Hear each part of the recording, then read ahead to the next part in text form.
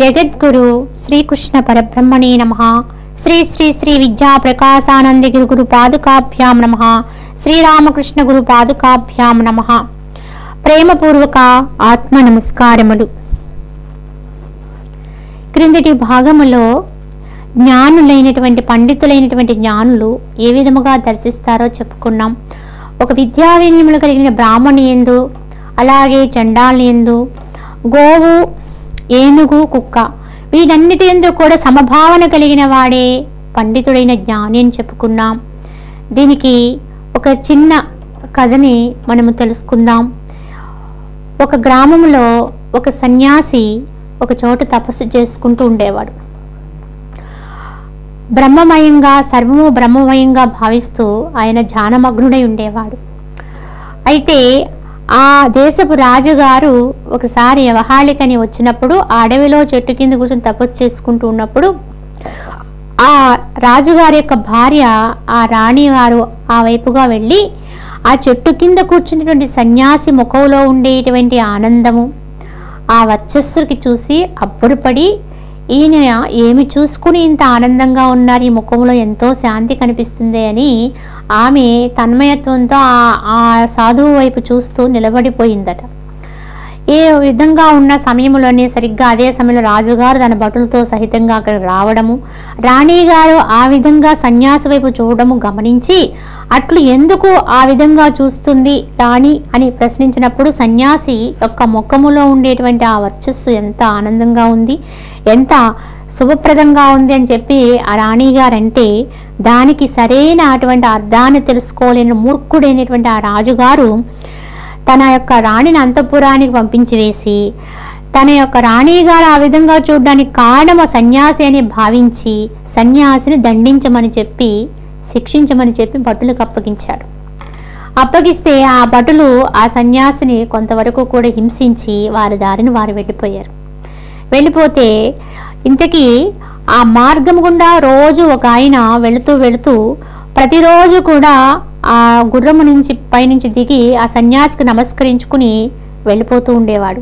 అదే విధంగా ఆ రోజు కూడా ఆ మార్గంలో వెళ్ళిపోతూ ఆ బాటసారి ఆ చెట్టు వైపు చూస్తే సన్యాసి చాలా అస్వస్థతతోటి ఆ దెబ్బలు తిని ఆ చెట్టు కింద పడి మూనుగుతూ కనిపిస్తే అప్పుడు ఆ బాటసారి వెంటనే ఆగి ఆయన్ని లేవనెత్తి మళ్ళీ ఎక్కడికో ఒక వైద్యుడి దగ్గర తీసుకెళ్ళి ఆయనకు వైద్యం చేయించి ఎలా అయితే పరిచర్యలు చేసి ఆయన స్పృహత వచ్చేటట్టుగా చేసి ఆయనకి కొంత ఆరోగ్యాన్ని కలిగించి, ఆయనకి స్పృహ వచ్చిన తర్వాత అప్పుడు అడుగుతాడు, స్వామి మీరు రోజు చక్కగా చెట్టు కింద కూర్చొని తపస్సు చేసుకుంటూ ఉంటే నేను వచ్చి మీ ముక్కు నమస్కరించుకుని వెళ్ళిపోతుండేవాడిని, మరి ఈరోజు ఏమైనది, ఈ విధంగా అవడానికి కారణం ఏమై ఉన్నది అని చెప్పి అడిగితే అప్పుడు ఆ సన్యాసి చెప్తాడు, నాయన నేనేమి ఎరుగను, నేను కూర్చుని రోజు మాదిరిగానే తపస్సు చేసుకుంటున్నాను, మరి ఏమైనదో ఏమో రాజభటులు నన్ను దండించారు, కారణం ఏమని అడిగితే ఆ రాణిగారు నా వైపు తదేక దృష్టితో చూశారట, అది నా దోషమంట, అందుకని రాజుగారు అలా చేయమని చెప్పారట అని చెప్తాడు. చెబితే ఆ బాటసారి చాలా కోపించి, అయ్యో మీ వంటి సన్యాసులుగా ఇటువంటి శిక్ష, ఆ రాజుగారిని దర్బారులో నేను ప్రశ్నిస్తాను, తప్పకుండాను ఆ ప్రజల వైపు తీసుకెళ్తాను ఈ సమస్యనని చెప్పి ఆయన కోపంతో ఉద్రేకంతో ఆయన మాట్లాడితే అప్పుడు ఆ సన్యాసి అతన్ని నిలువరించి, నాయనా అలా ఉద్రేకపడవద్దు, ఎందుకు అట్లా ఉద్రేకపడతావు, రక్షించినందుకు నీకు నమస్కారము, శిక్ష వేయమని చెప్పినందుకు రాజుగారికి నమస్కారము, నాకు శిక్షించినటువంటి ఆ రాజభటులందరికీ నమస్కారము నాయన, నన్ను వైద్యం చేసిన ఈ వైద్యుడు గారికి నమస్కారము అని చెప్తూ ఉంటారు. చెబితే ఆ బాటసారికి ఏమీ అర్థం కాదు, ఏమిటి స్వామి రక్షించినందుకు నాకు నమస్కరించారు బాగానే ఉంది, వైద్యుడికి నమస్కరించారు బాగానే ఉంది, కానీ శిక్షించినటువంటి వారికి ఎందుకు నమస్కారము అని అడుగుతాడు. అడిగితే నాయన ఏమున్నది, నాలో ఉన్న దేవుడు శిక్షింపబడ్డాడు, అంటే శిక్షింపబడి నాలో ఉన్నది అదే, శిక్ష వేయమని చెప్పిన రాజుగారిలో ఉన్నది అదే, శిక్షించిన రాజభటుల్లో ఉన్నది నేనే, రక్షించిన నీలో ఉన్నది నేనే, వైద్యం చేసిన వైద్యుల్లో ఉన్నది నేనే, కనుక నన్ను నేను శిక్షించుకుని నన్ను నేను రక్షించుకున్నాను కనుక నాకు నేనే నమస్కారము అన్నాడు. వెంటనే ఆ యొక్క బాటసారికి ఆయన యొక్క జ్ఞానము ఎంత గొప్పదో విశిష్టమైనదో అర్థమై ఆయనకు ఒక నమస్కారం చేసి తన దారిని తాను వెళ్ళిపోతాడు. ఇంతకీ ఈ ఉపమానం ద్వారా, ఈ కథ ద్వారా మనము తెలుసుకునేది ఏమిటంటే, జ్ఞానుల యొక్క దృష్టి అట్లుంటుంది. శిక్షించిన వాళ్ళలో ఉన్న దేవుణ్ణి చూశాడు, రక్షించిన వాళ్ళలో ఉన్న దేవుణ్ణి చూశాడు, ఇద్దరిని సమంగానే తీసుకున్నాడు. కనుక చర్య అనేది వేరు, చేసిన వారి యొక్క రూపం వేరు, కానీ వారిలో ఉండేటువంటి దేవుడు ఒక్కడే అనేటువంటి సత్యమును తెలుసుకుని ఆచరణాత్మకంగా అనుభవించాడు ఆయన. ఎందుకంటే మాటలతో చెప్పడం కాదు, యథార్థముగా తాను తీసుకుని ఆ విధమైన భావాన్ని పొందాడు. కనుక అటువంటి వారిని పండితులు అనాలి, అటువంటి జ్ఞానులే పండితులు. ఇప్పుడు మనకి ఇక్కడ భగవానుడు చెప్పినటువంటి సత్యం ఏమిటంటే, ఆ విధంగా ఎవరైతే జ్ఞానులైతే ఈ రకంగా ద్వంద్వములు ఎందు, రెండింటి ఎందు సమభావన పొందుతారో వారే పండితులని చెప్పి భగవానుడు తెలియచేశారు. అయితే మోక్షం అనేది ఎప్పుడు వస్తుంది, ఎలా వస్తుందో కూడా భగవానుడు తెలియచేస్తూ, ఇహైవ తైర్జిత సర్గో ఏషాం సామ్యే స్థితం మనః నిర్దోషం హి సమం బ్రహ్మ తస్మాత్ బ్రహ్మణి తే స్థితాః. నిర్దోషమైనటువంటి బ్రహ్మము సమముగా ఉన్నది, వారా బ్రహ్మమునందే ఉన్నారు. అందువల్ల సామ్య బుద్ధి గల పెద్దలు బ్రతికి ఉండగానే ముక్తులగుచున్నారు అన్నారు. ఇంతకీ బ్రహ్మం అనేది ఎక్కడుంది అంటే, బ్రహ్మము సమముగా ఉన్నది, సర్వత్రా సమంగానే ఉంది. ఇంతకీ ఎటువంటిది బ్రహ్మం? నిర్దోషము, ఏ దోషము లేని దోషరహితమైనటువంటిది. కనుక అటువంటి బ్రహ్మమునందే ఉన్నారు. అందువల్ల సామ్య బుద్ధి గల పెద్దలు ఎప్పుడు మోక్షాన్ని అనిపిస్తున్నారు అంటే, బ్రతికి ఉండగానే, జీవించి ఉండగానే, భూమి మీద ఉండగానే ముక్తిని అనుభవించగలుగుతున్నారు అన్నారు. ఇంతకీ బ్రహ్మము ఎట్టిది అంటే నిర్దోషం, నిర్దోషం ఈ సమం బ్రహ్మ అన్నారు. అంటే బ్రహ్మం అనేది దోషరహితమైనది.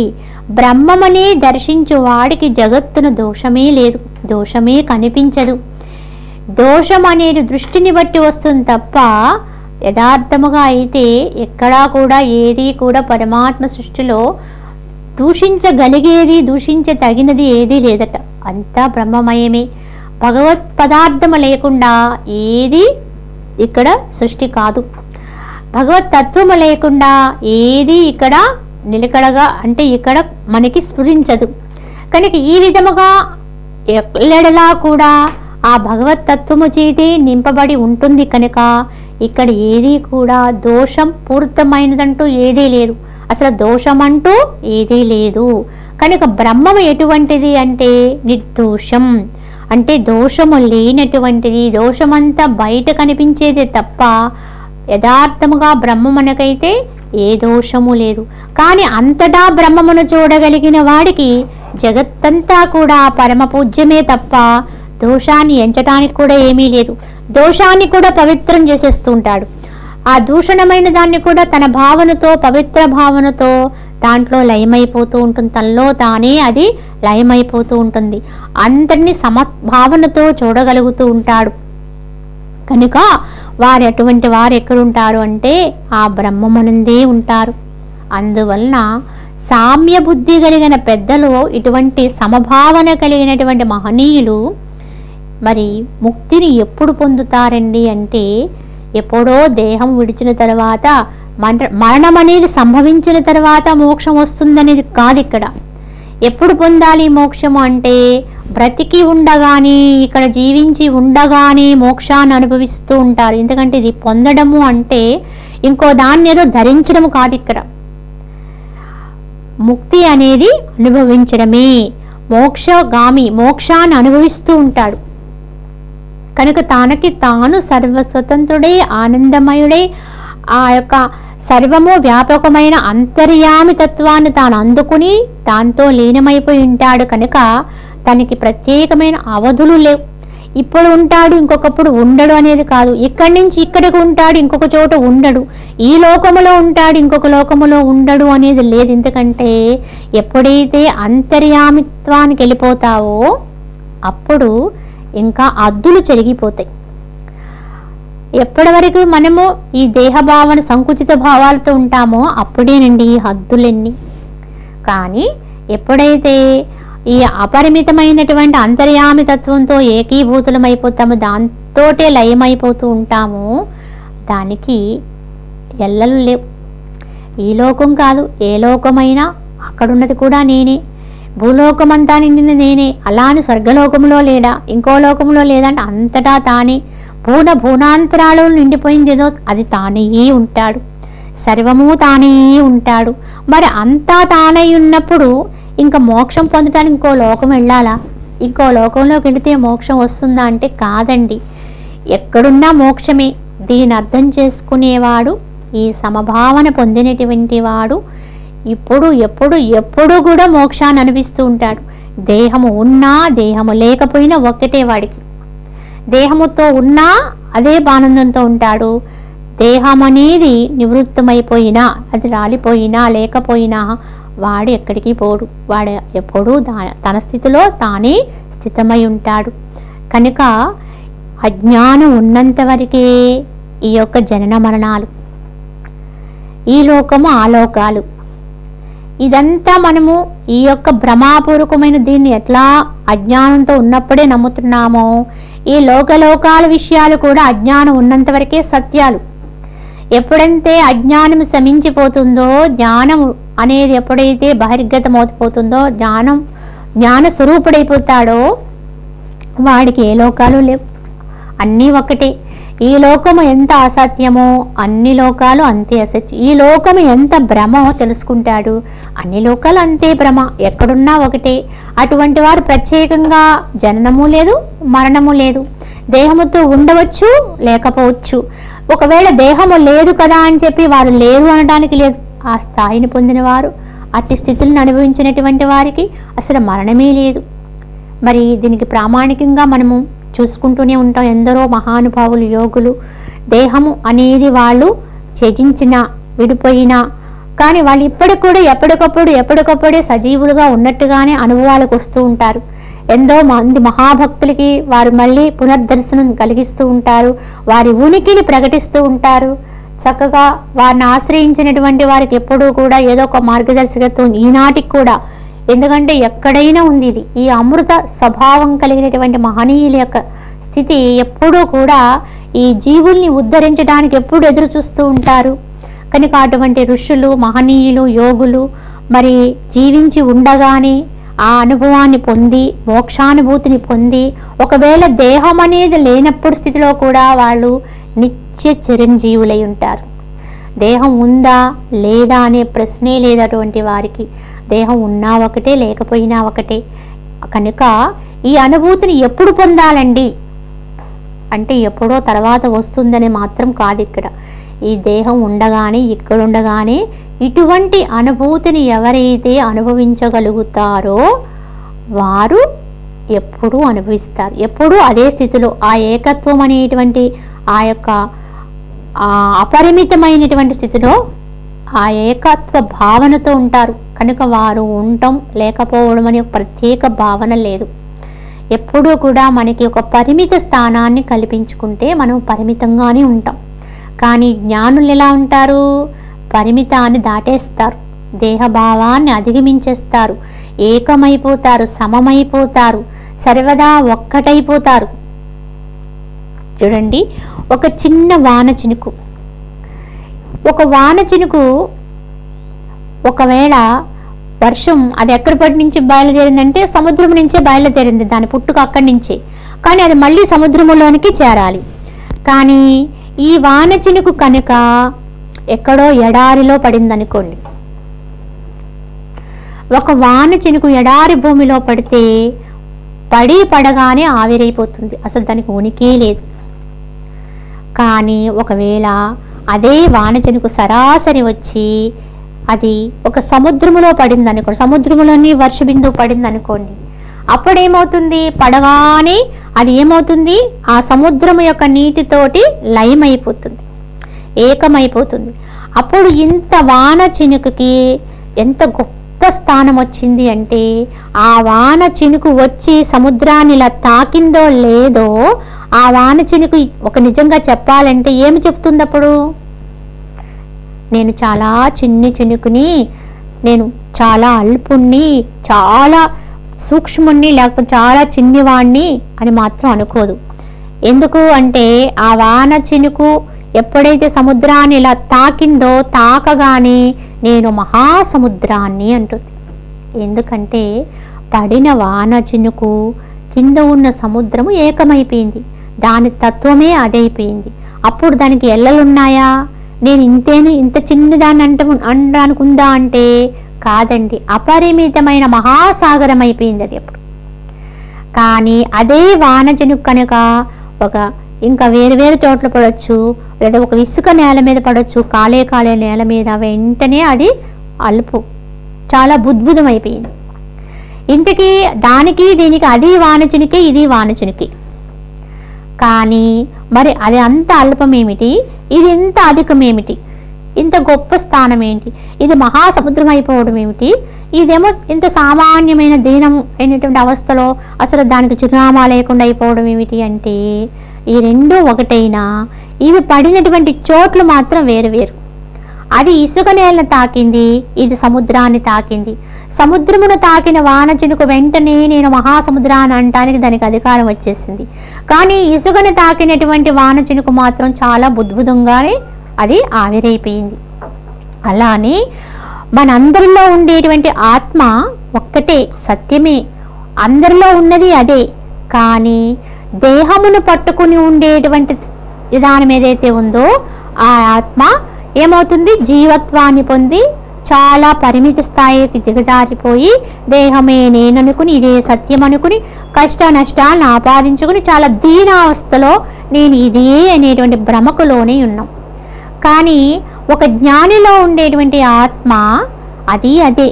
కానీ అది ఎక్కడ పడింది సరాసరి అంటే అది సముద్రంలో పడి ఎలా అయితే మహాసముద్రం అయిపోయిందో ఆ జ్ఞాని యొక్క ఆత్మ అనంత ఆత్మతో కలిసిపోతుంది.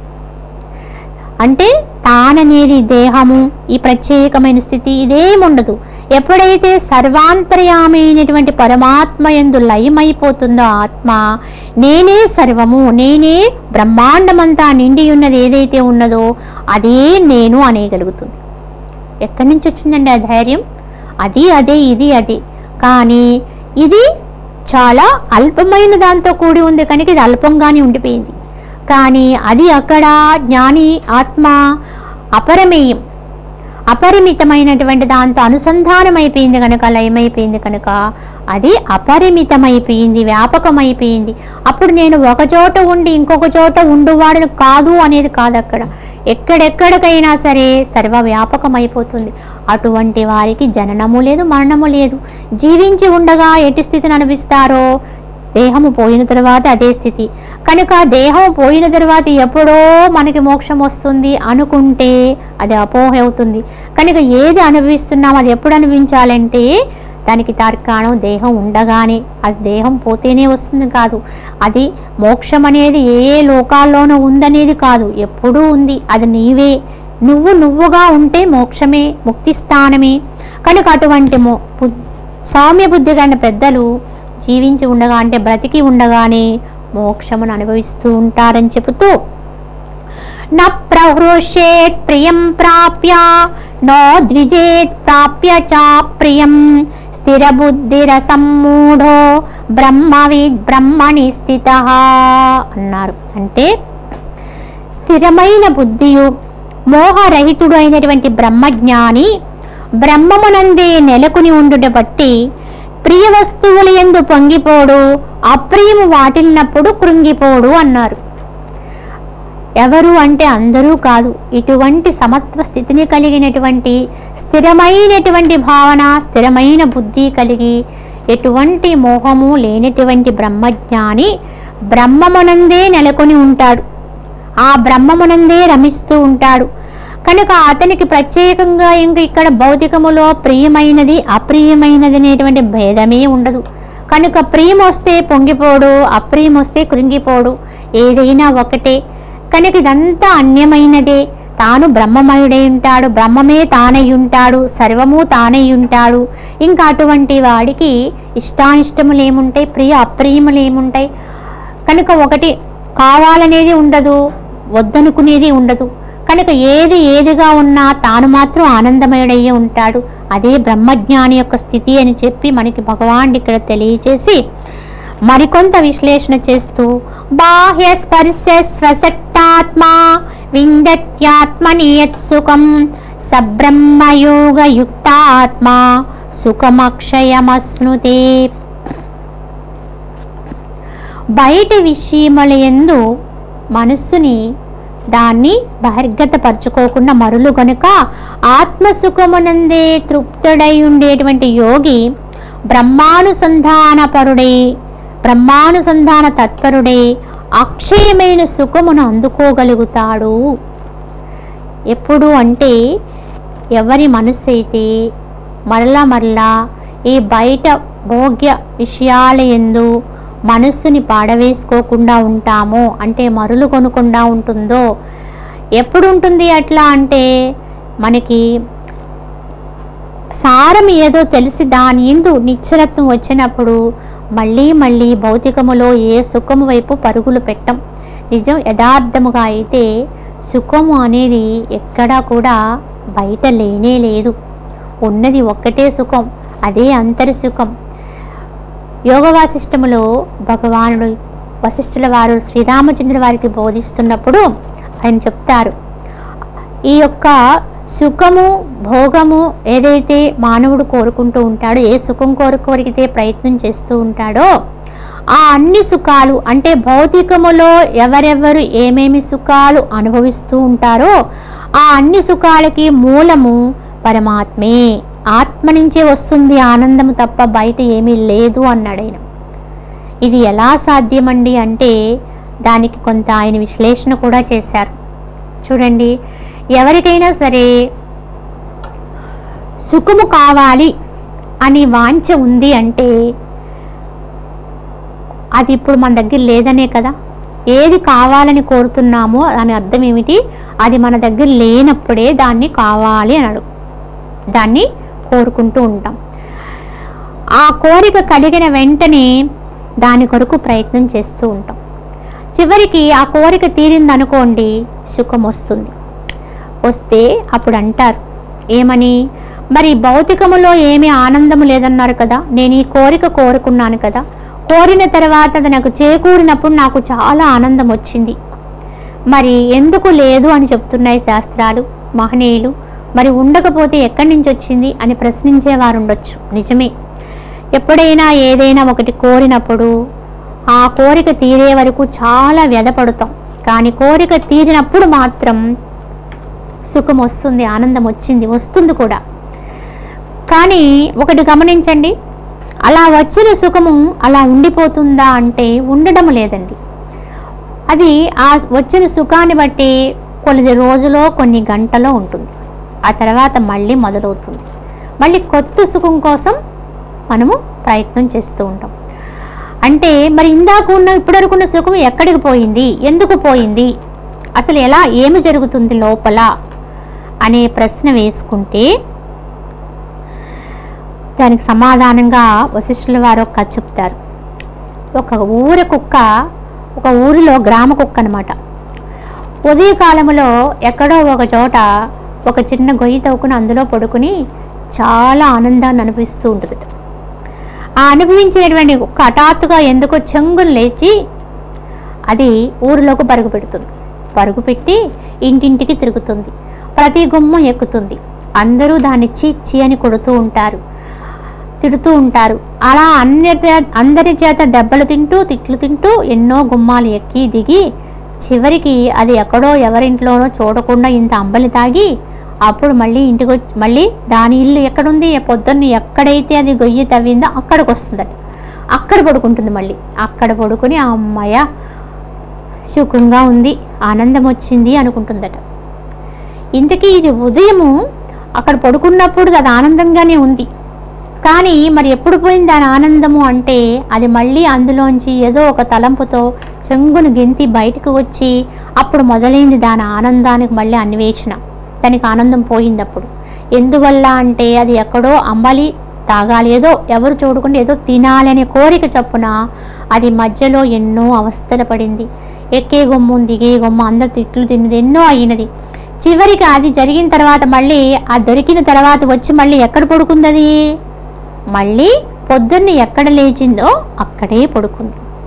పడుకోవడంతో దానికి ఆనందం వచ్చింది. ఇప్పుడు అంటుంది అది కొత్తగా ఆనందం వచ్చింది అనుకుంటుంది అది, కానీ కొత్తగా రాలేదండి. ఇంతకీ ఆనందం ఎప్పుడొచ్చింది అంటే పొద్దున్న ఉన్నమే అది మళ్ళీ వచ్చింది. కానీ మధ్యలో ఎప్పుడు పోయిందంటే అది బయటకు వెళ్ళినప్పుడు పోయింది.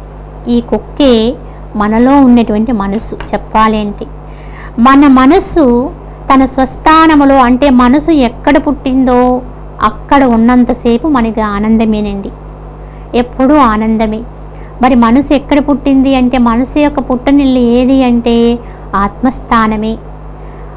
ఆ ఆత్మ నుంచే భ్రమాపూర్వకంగా దిగి వచ్చింది ఈ మనస్సు. ఈ మనసు తన స్థానాన్ని, తను పుట్టినటువంటి స్థానాన్ని వదిలి దిగజారి కిందికి వచ్చి బహిర్గతమయ్యి ఈ యొక్క ఇంద్రియాల ద్వారా విషయాల వైపుకు వెళుతుంది చూడండి. అప్పుడు ఆనందం పోతుంది. అప్పుడు వెంటనే దాంట్లో ఒక కోరిక వచ్చింది. ఆ యొక్క ఇంద్రియాల ద్వారా అనుభవిస్తున్న విషయాల పట్ల కాంక్ష కలుగుతుంది. ఏదో ఒకటి పొందాలి అనేటువంటి కోరిక వచ్చింది. వెంటనే ఆనందం పోయింది. పోయిన తర్వాత ఇంకా ప్రయత్నం మొదలవుతుంది. దేనికోసము?